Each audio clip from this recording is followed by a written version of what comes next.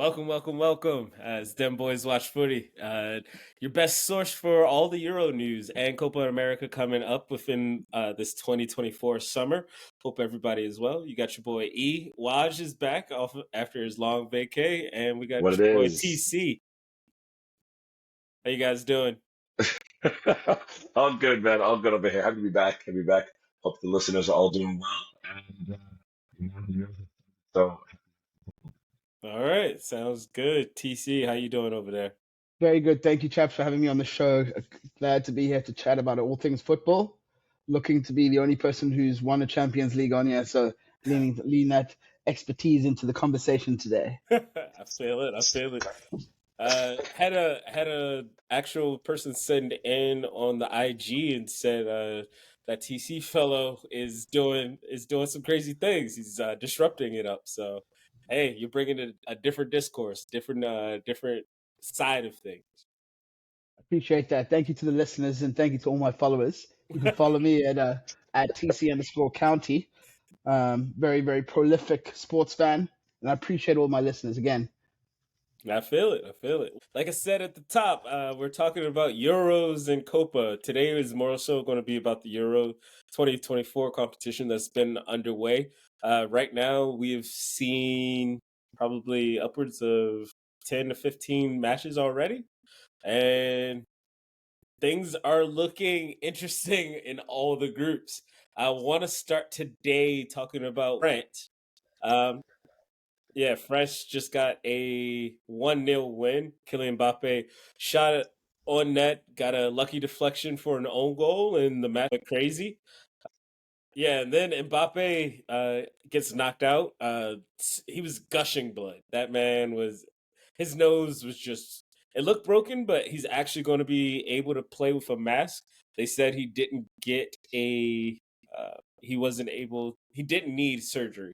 So that's a good sign for anybody that has him in the Euro 2024 fantasy leagues. If anybody's playing that's listening. And yeah, what did you guys see today from France? What you guys didn't see, and how do you think their chances moving forward?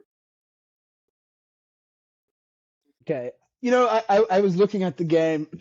First of all, it was a war. It was a war zone. I think anyone who thought that Austria was going to be a walkover team certainly learned. They beat Germany 2-0 a few months ago. They are definitely a well-drilled, well-marched team. Hence is why we saw a very, very tight game with an own goal to separate the teams. I think what you saw was a very physical Austrian team. Antoine Griezmann got his head strapped. Mbappe's nose. It's funny, France has this habit of the talisman getting injured in important competitions. It happened to one of their Antoine Dupont, the talisman of rugby. He broke his nose, same thing, had to wear a mask.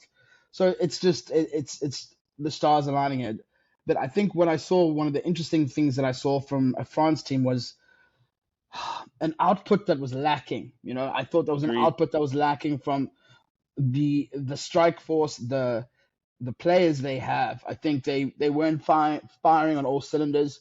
Kylian Mbappe was definitely Kante. That man's still good. Anyone who said anything about him not being fresh, I think that was dispelled. He got man of the match.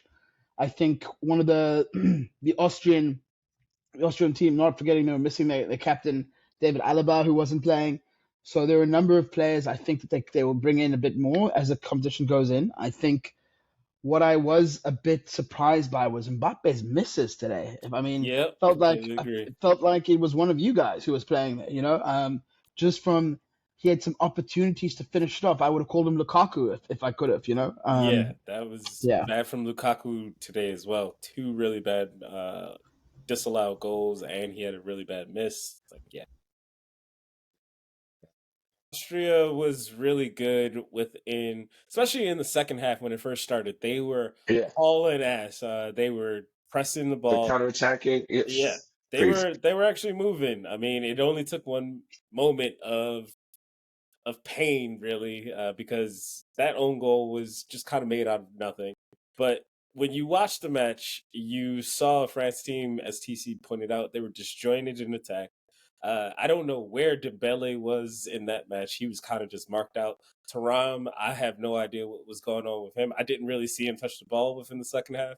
Mbappe had a really glaring miss. He was 1-on-1 with the keeper, shot it wide to the right. And Griezmann, I think he might have had a concussion, but he was allowed to keep on going. So it Was it was. Man took off his bandage, bro. It was like, no, I could keep going. I don't know, it's my ex fan, but yeah. It was. I'm going to go. You are not going to stop me. No, not today, my friends. Not today.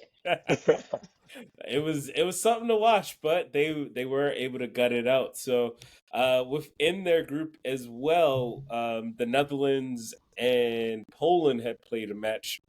Was that Saturday or is that Sunday?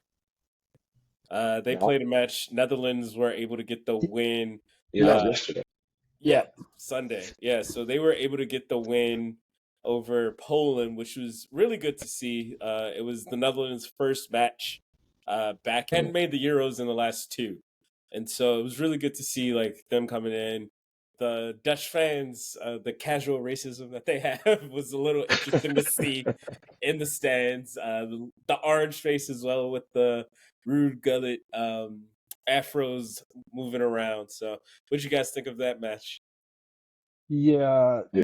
Look, that match was definitely one that was kind of expected. I was, to be fair, I was thinking, depending on which Poland turns up, Poland can often be a very resilient team. Um, I think what I saw from them is that Netherlands were, to be fair, were lucky to get the win. Um, they had to bring on a former loanee from Manchester in Wout Weghorst to kind of come on and do what he does best, which is score goals, except when he plays for United. I think they've got a good, solid defense in Netherlands. You know, Van Dijk looked good. Their front three is, I love Xavi. Memphis on his day, of course, had some great opportunities. Gakpo, Cody's just really like, he is an amazing player. So I think their front three can cause damage. So I think what you're seeing from a lot of the teams is that it's the first game. There's a lot of not necessarily nerves, but it's the first game to get the first win. It's important to get the first 3 points. You'll see a lot more flowing football, in my opinion. Second, especially with teams that have won and there isn't as much pressure to get that win. And then as you go on, as you secure the next stage phase. So right now it's about getting your first 3 points. Even with, you see across all the games we've watched, some of them have been very nervy, final type things, not the flowing football we're expecting. And that's just indicative of the kind of the nerves that we're seeing from teams. A lot of teams are just trying to make it through, big names with pressure on them. One team that obviously broke through that, as we saw, was the hosts, but we're seeing other teams that we're expecting to blow away.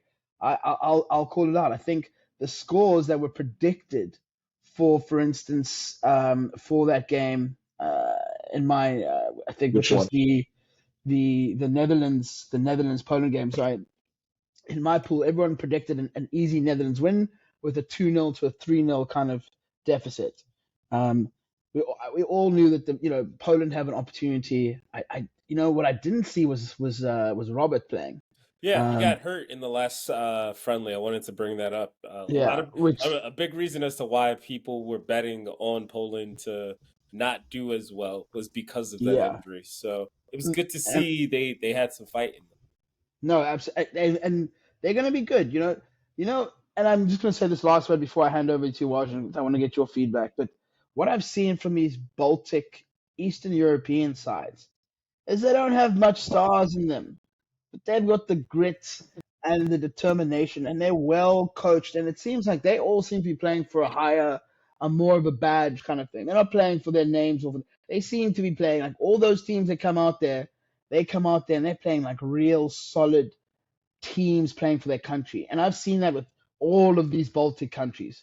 Albania down there killed they all come as some what we like to call the South African word is kiss, the kahunas, they come out the kahunas, man, when you're playing for the badge and you don't give, you're going for 50-50s, it doesn't matter. This is what football is about. And that's where you'll see why you're going to see a lot more upsets other than the next upset we'll talk about. Go ahead, Wash. No, I was going to say that though. I mean, first off, going back to one of your earlier points, I mean, the first three matches were just what we had 5-1 with the host versus Scotland. Then even the Hungary, I mean, Switzerland versus Hungary was still 3-1. Spain went and then just scored three and done and done. And since then, even Italy's game was. I mean, I expected more from them actually, but again, to your point, these Eastern Bloc teams, man, our Eastern European friends from Albania, Poland, or Slovakia, all these guys, what? These guys, like you said, they've got little to very few stars. They're very, I mean, and even the age ranges of the teams. You got everything from a 19, 20-year-old up to some players at 37, still rocking it, And that's what I love to watch the Eastern European teams. You never know. And honestly, even the Slovakia game today, I was like, with Belgium, I thought that was going to at least be, 2 goals up. Belgium and Slovakia won. Yeah, that was madness. Yeah. So I think and again, to TC's point about not the nerves of the first games, first matches, like that's definitely now being quite apparent. They're seeing who's we're not seeing we've got a couple more games to go. I think we just got 2 more tomorrow, and then from there we're going to see where it goes for match day 2 for everybody. But yeah, I mean, a lot of people are now going to have to make up some points. I think it's now going to get pretty hectic, and hopefully they can, all kind of find their footing. Except, of course, the host and a couple of the teams who are now, off to the races. Yeah, the host country, Germany, were able to get that commanding victory over Scotland on the first day this past Friday. So it was good to see that squad do well, but we'd be remiss. You know what? I was so mad because I saw that viral video of the Scottish dude on the tube, or he's on the train somewhere. I guess he was in Germany. But he was doing the Braveheart scene, and I was like, "Come on, Scotland, come on!" And then they lost 5-1. And I was like, "Come on, Tandy." Even McTominay, man. I even give your boys some. I was like, "Yo, come on, I see it." They got destroyed. No love. They got demolished in that. It was a mollywop. They had no chance in that. But we'd be remiss to not talk about everybody's lovable, hated team, England.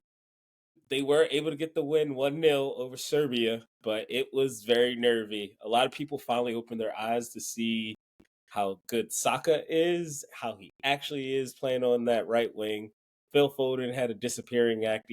Everything was really bad from that matchup for Phil Foden.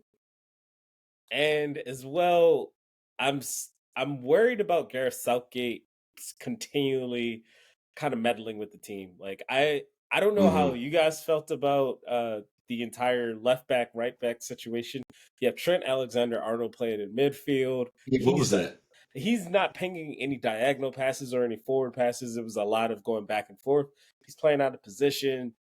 I feel as though I just can't see the vision. I can't see what he's trying to do. But you get bailed out by your attackers. Harry Kane barely touched the ball that match. So I don't know. I'm very worried about this English squad. TC did bring up a point that he felt as though that this squad wouldn't make it out of the group stage, but they do have a victory. So kind of want to see where his head's at on that one. Yeah. So thank you. I think England have, the reason Southgate has done that is to obviously look to pivot Alexander-Arnold in there, as you said, to ping balls. You've got 2 amazing, great fullbacks in Walker and Trippier, and you really want to utilize him pinging those balls. Now you can put it down to the other team's good play that really just nullified before you keep midfield. Going, let me bring up that Trippier is a right back playing left back. He had a perfectly healthy left back in Luke Shaw, who could have helped on that left wing because Phil Foden needed it. No, so just to let you into some insights, Luke Shaw's not fit. Trippier has played left back for England for many seasons. He played at the last tournament at left back. He's played there before, played for Atletico Madrid at left back as well. So he's played there quite a bit. The good thing about being a professional player is you should be able to fucking play across the back line. Let's be honest. You know what I mean? I think it's something that they should be able to. Yeah, they should be, but do they always do well? Not always. No, but I think what we did see is a coach who was willing to experiment with Alexander-Arnold. Did it work out? Maybe not to how he wanted. Will he try it again? I hope he does, actually. Because to be fair, that's what I do in my England team when I play it in FIFA. I bring because he's really good. He can read the ball. His passing range is amazing. And at the moment, you don't have Henderson. So besides Declan, you need pivots. And it allows Foden to drift in and out of there, to drift in and out of the roles in between the lines, between the defenders and the central, the midfield. So it gives different range. And then he can find Saka who can come in. He can help link up. And I think that's what we're looking for. He's also, the only issue that I find is that you're correct. Trippier has a great set piece. So does Trent Alexander-Arnold. So I think there's two similarities there. I think what we will see is a bit more playing around in the next few games. I did have my problem with Southgate, and I did say that they won't make it out the group. They were lucky to win that game. I've got them drawing with Denmark for the next game. So just to show you, I don't have any faith in them. I support them, and that's my team. Okay. So one question, because I think with England we always have to bring it up, is especially Cole Palmer missing, Kane missing.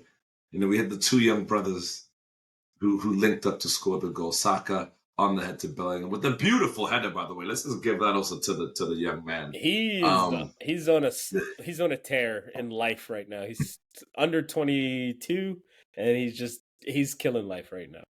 So will it be? Do you think if England make it out of the group stages, and even if they don't, actually, who do you think in true English fashion the blame will come if because let me put it in a different way. If Harry Kane makes the mistake to get England kicked out versus it being Bellingham, especially with all the ad money that's been put towards him, what do you think will happen? Do you think it'll be same old England? I don't know. We discussed this last week. It was something similar. That we know that there's going to be some media placed on the blame of certain individuals. I think what we did see, though, what I saw from all the headlines was every other player was slated besides Bellingham to say that England was shit. And the only person that was really well anything was Bellingham, and that was consistent across the board. And I think for all the play that Saka did, and Bellingham he was everywhere. I saw him tracking back, doing things that I think collectively they just need to gel and play in a system that suits to their strengths. I think Trent's future position is in midfield, and anyone who's smart enough can do that, And this could be a sleight of genius. He could be what Klopp should have done ages ago, but couldn't see because he's German and slow. Well, he kept him there because he was the best option as a defender at the time. Trent had amazing seasons at right back in those title challenging years. He had amazing years. He's no longer as quick. I don't know where his defending went, but he was never as quick. Trent's been a very quick guy.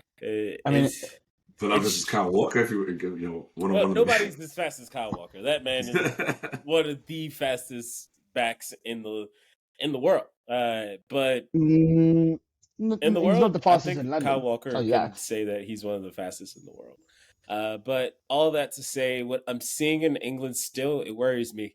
I know we've been saying it in multiple tournaments, but Gareth Southgate's kind of just getting away because his talent is so good. The link-up play is just not there with Kane right now. So I think that's the hardest thing to really see. And if it doesn't get any better, there should be real questions about who leads this team in the future. Oh, okay. Before we leave England, sorry, Eric, I want to go back to this. And I think an important thing about England is there's always a circus around England. There's always a fucking media circus around England. The last couple of World Cups, it's been like a whole bunch of background stuff, and then there's been wags. The last time it was the wags. Now, England have adopted this stupid, in my opinion, policy where they're like, because of what happened with the wags last time, those that don't know, the wags in 2006 were like all like fashion, partying, all jamming out. And Can you explain for the viewers what a wag is? A wag is a partner of a player. So the wag term stands for wives and girlfriends. And this refers to partners of players, right? Usually they travel together with the kids, with the family. And depending on who the coach is, there's usually an allowance if they can stay with their players. There's a lot of, they're allowed to hang out. Sometimes if they're strict like they are now, they stay separately. So they're like, you can't see your wife and kids until we make it to the group stage. In my opinion, I think that doesn't do well for the player because they need whatever the best things are for them. Sometimes those can be distractions, as we know, as any partner can be a distraction. However, it can also be a source of strength for the player. So I find it weird when they do that. So what they've done around the England team is just said no wives or kids. The only time they were able to see them was after the game, and that's the only time. And then all they've been doing is going crazy and posting and that kind of thing. What I did want to say is, to your point, all the boys that you mentioned, all that England team, have all got wags, boys. Bellingham is flying all kinds of flying. Saka, they're all living their best lives right Saka now. Okay. has a woman right now. She came into the stadium with his first ever number, 87, as her jersey dress jacket that she wore. It was really dope to see. But to your point, the wags are still going to be wagging. All right, let's get to the next group. We have Spain. This was another one TC kind of predicted over, and they were able to beat Croatia, who I thought was still going to be a really big team within this tournament. But that first match, losing 3-0 to Spain, I mean, that squad is good. I'm very happy to see two melanated people on the Spanish team. It was really nice to see Yamal as well as Nico Williams. You get some. Mm-hmm. It's super important to see how immigration is really changing the world. Spain was not. They've been fighting it for a long time. They have a lot of immigrants within their nation, and they have a lot of good footballers that are immigrants that are coming to their nation. And they finally let two be starters for the year for this matchup, and it's really good because they're young, they're hungry, super And one now talented. being the youngest ever for Yeah, Spain. yeah, it's amazing to With see. Yamin- Yeah, what else you got with that, Waj?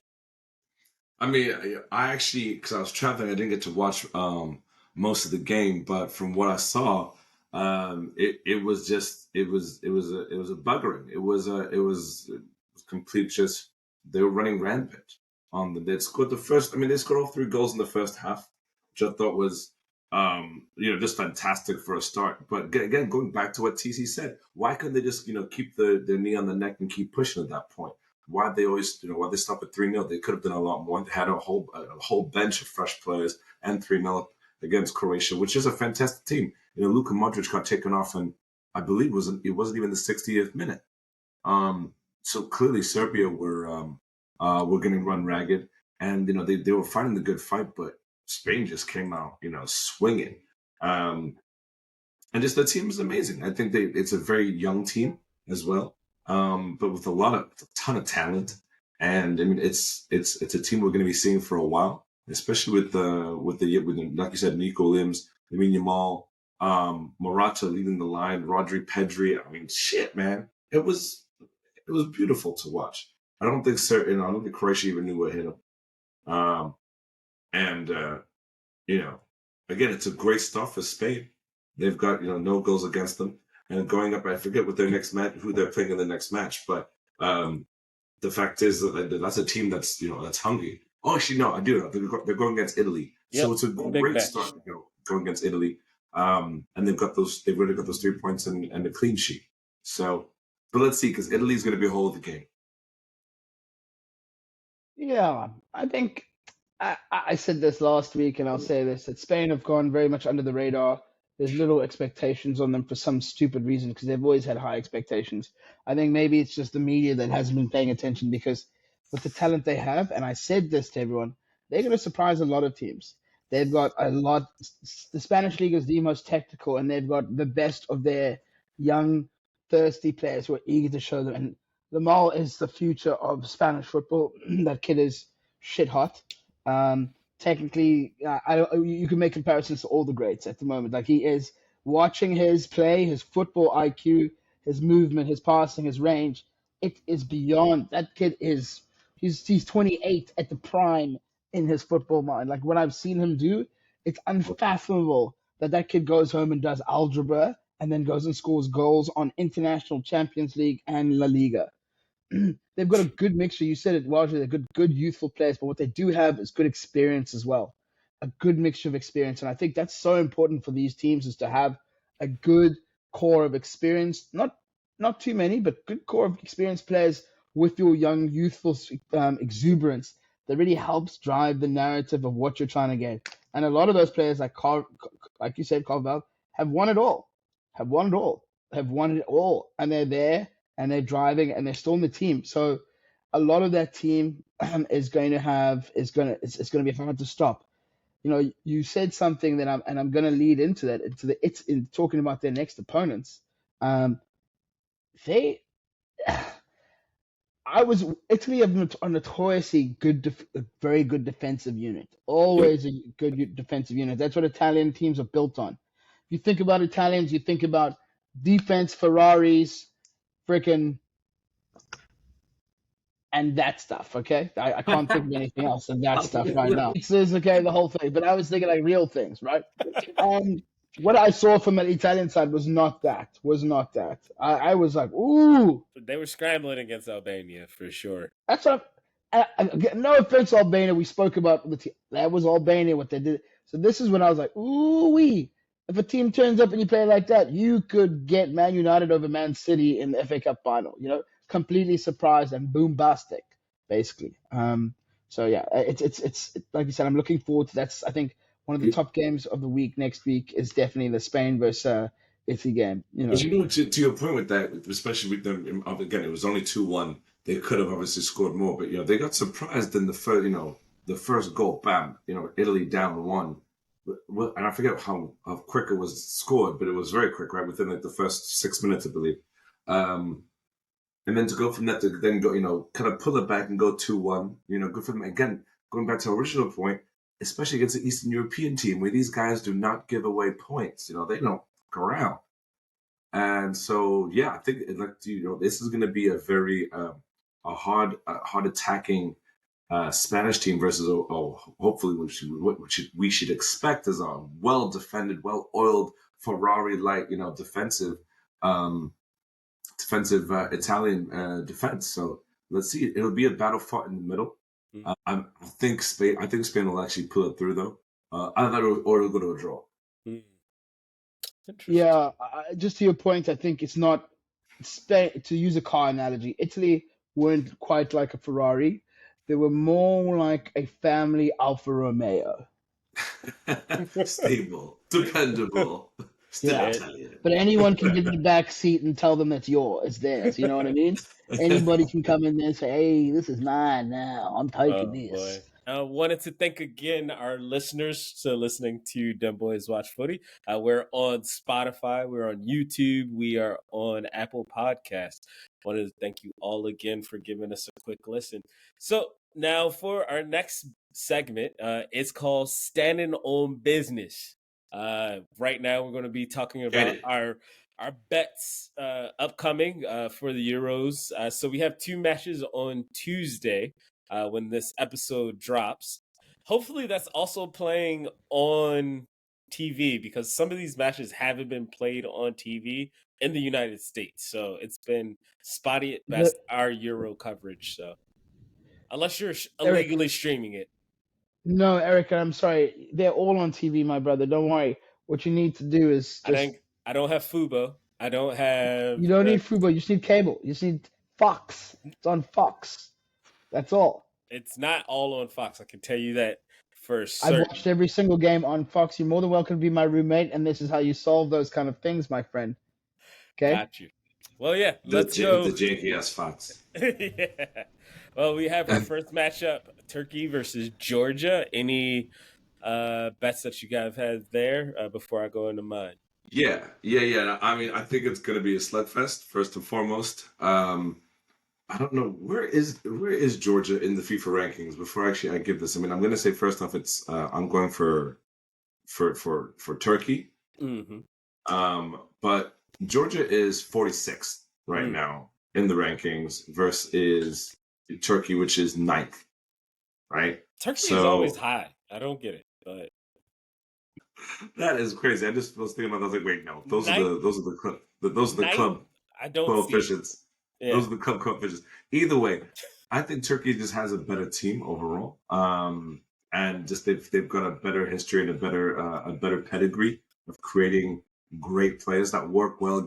Usually a bunch of you've got a few superstars, and then you have kind of a bunch of not no-name players, but they most likely play in the Turkish league and they play well together. So I'm going to give this one over to Turkey. But it's both teams will score. I'm going to say 2-1 or Turkey up by 1.